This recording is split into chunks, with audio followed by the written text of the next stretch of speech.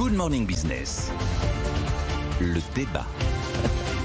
Et oui, partout. Ça s'appelle couper la chic. C'est ça. Et pourtant, ça est-ce nous que fait je suis parler. trop bavard? Peut-être, Christophe. On parle effectivement. J'avais pourtant une question à poser à Daniel. Les difficultés de recrutement, alors qu'il y a encore 2 millions de chômeurs. Comment faire partir les gens au travail? C'est la question ce matin, Nicolas Dose. D'abord, c'est pas une question Covid. Elle se posait, souvenez-vous, c'était 47% des entreprises qui peinaient à recruter avant Covid. Alors, bon, on a le côté off. Vous avez des secteurs qui repartent très fort, tout d'un coup.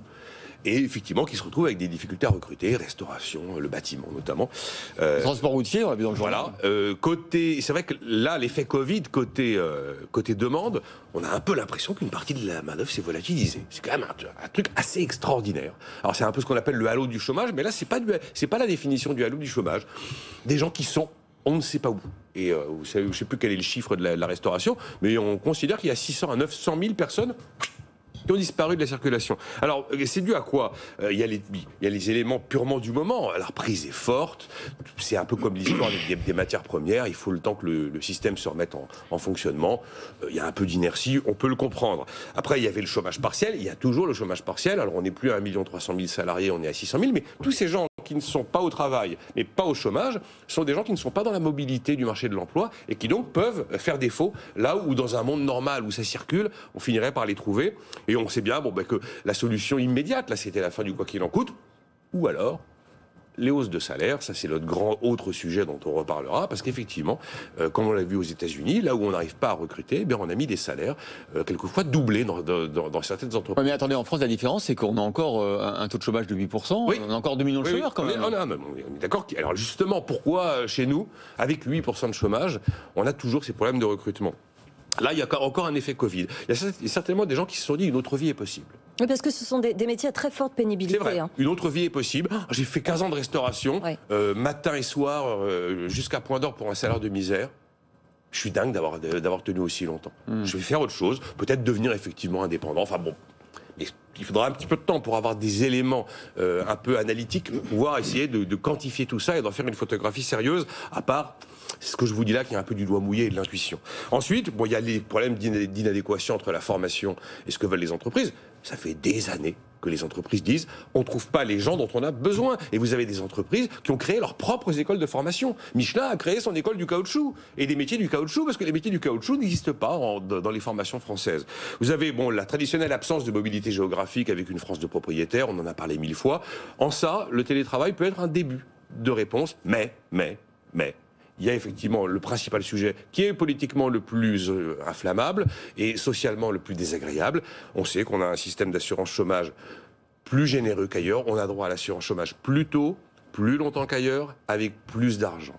Et tous les pays qui finalement ont réussi à tirer leur taux de chômage vers le plein emploi. Le plein emploi, c'est pas zéro, je rappelle, c'est 3, 7, 4%. Eh bien, ils ont tous fait des réformes de l'assurance chômage. On peut parler des Britanniques qui l'ont rendu vraiment très très inconfortable, le chômage, et même dans les 4 lois Hartz, il y avait une loi de réforme de l'assurance chômage. Tant qu'on veut pas, pour des raisons tricolores, de bien-pensance, toucher ce sujet-là, on aura du mal à sortir de cette énigme française. Jean-Marc Daniel. Oui, moi je crois qu'il y a effectivement deux niveaux. Il y a le niveau un peu conjoncturel, on sort de la pandémie, on sort d'une période où il y avait beaucoup de chômage partiel, beaucoup de prise en charge par l'État du non-travail, et donc le retour au travail prend un certain temps. On est quand même que tout début septembre, donc l'activité économique, le pays se remet en place progressivement, avec maintenant un peu plus de lisibilité. La vaccination permet effectivement d'avoir une vision assez de moyen long terme. Mais alors il y a un problème plus structurel. Effectivement, on le disait avant la pandémie, qu'on avait du mal à trouver des gens. Alors il y a beaucoup d'analyses qui ont été faites sur les marchés du travail, les évolutions récentes du marché du travail. Dans les derniers travaux des économistes, ce qui est mis en avant, c'est surtout le fait qu'il y a eu une illusion sur la formation et une illusion au travers du mot formation, qui est un peu un mot fourre-tout. Il y a eu l'illusion que c'est en donnant des titres, et en 80% d'une classe d'âge au baccalauréat, 60% d'une classe d'âge au niveau de licence qu'on allait résoudre les problèmes du chômage. Or, il y a des métiers qui ne réclament pas des formations de type universitaire et qui ne réclament pas d'être sanctionnés par des diplômes. Or, on crée effectivement des gens qui sont des gens après, assez souvent d'ailleurs, qui se retrouvent plutôt frustrés. Bien frustrés, forcément. Qui ont des titres très très ronflants et qui ne trouvent pas sur le marché du travail l'équivalent et qui sont obligés de faire des métiers ou des activités qu'ils considèrent comme d'une certaine façon humiliantes ou en tout cas qui traduisent une forme de déclassement.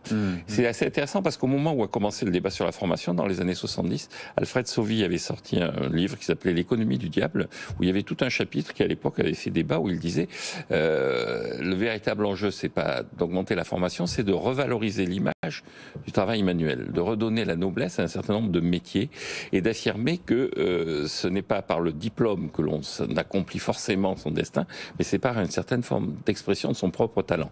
Alors, Paul Romer, qui a eu le prix Nobel d'économie, traduit ça avec la transformation d'un système en skill, même en savoir-faire, en education, en savoir-être, en comportement, en perception de ce que l'on est.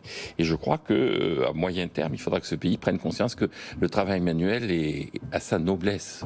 C'est pas. On a commencé avec l'apprentissage. Avoir une licence de psychologie, c'est bien, mais être un bon chaudronnier, être un bon plombier, c'est aussi très très bien. On y vient avec. Les salaires vont suivre dans ces cas-là. On y vient avec la revalorisation de l'apprentissage depuis quelques années, mais bon, ça suffit pas. On n'y est pas encore. On n'est pas encore arrivé. Merci Nicolas Dose et Jean-Marc Daniel.